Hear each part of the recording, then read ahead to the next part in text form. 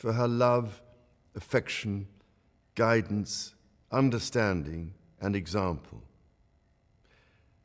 Queen Elizabeth was a life well lived, a promise with destiny kept, and she is mourned most deeply in her passing. That promise of lifelong service I renew to you all today. Alongside the personal grief that all my family are feeling, we also share with so many of you in the United Kingdom, in all the countries where the Queen was head of state, in the Commonwealth and across the world, a deep sense of gratitude for the more than 70 years in which my mother, as Queen, served the people of so many nations.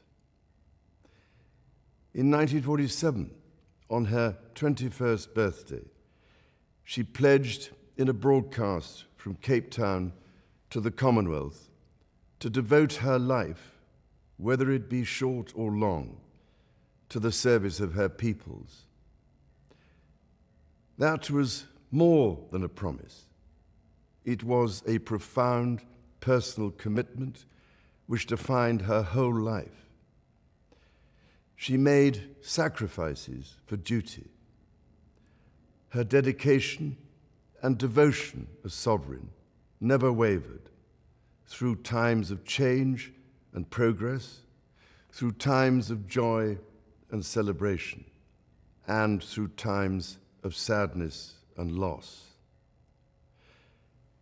In her life of service, we saw that abiding love of tradition, together with that fearless embrace of progress, which makes us great as nations. The affection, admiration, and respect she inspired became the hallmark of her reign. And as every member of my family can testify, she combined these qualities with warmth, humor, and an unerring ability always to see the best in people.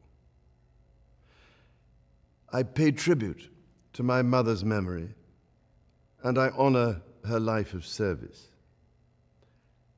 I know that her death brings great sadness to so many of you, and I share that sense of loss beyond measure with you all. When the Queen came to the throne, Britain and the world were still coping with the privations and aftermath of the Second World War, and still living by the conventions of earlier times. In the course of the last 70 years, we have seen our society become one of many cultures and many faiths. The institutions of the state have changed in turn. But through all changes and challenges, our nation and the wider family of realms, of whose talents, traditions, and achievements I am so inexpressibly proud, have prospered and flourished. Our values have remained and must remain constant.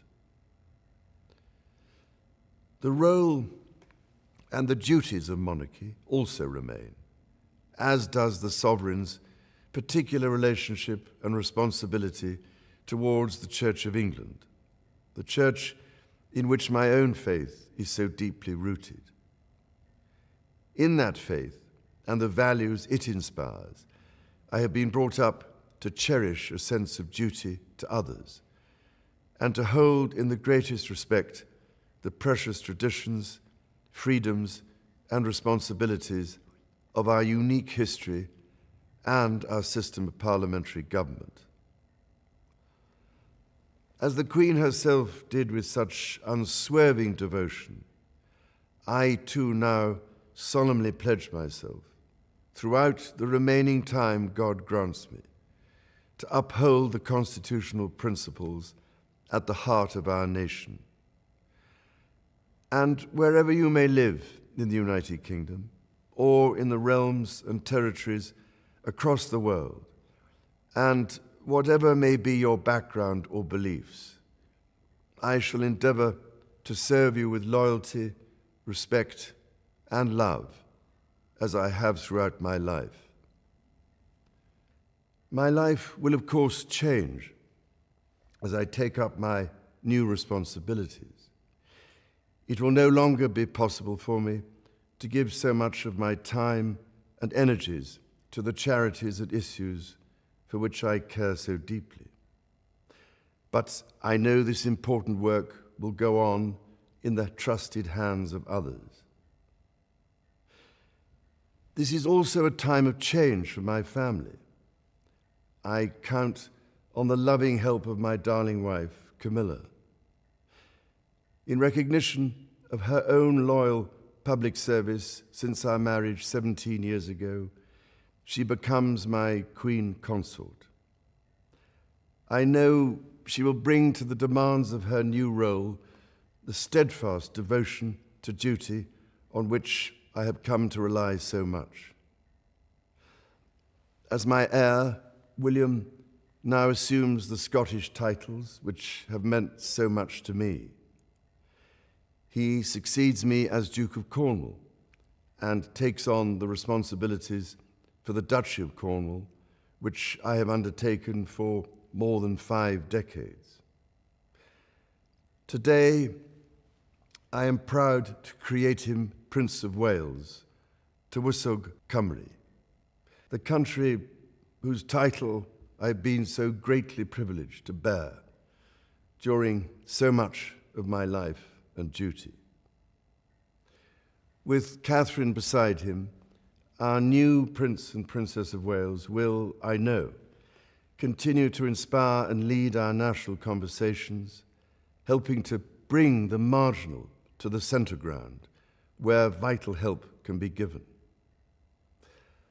I want also to express my love for Harry and Meghan as they continue to build their lives overseas.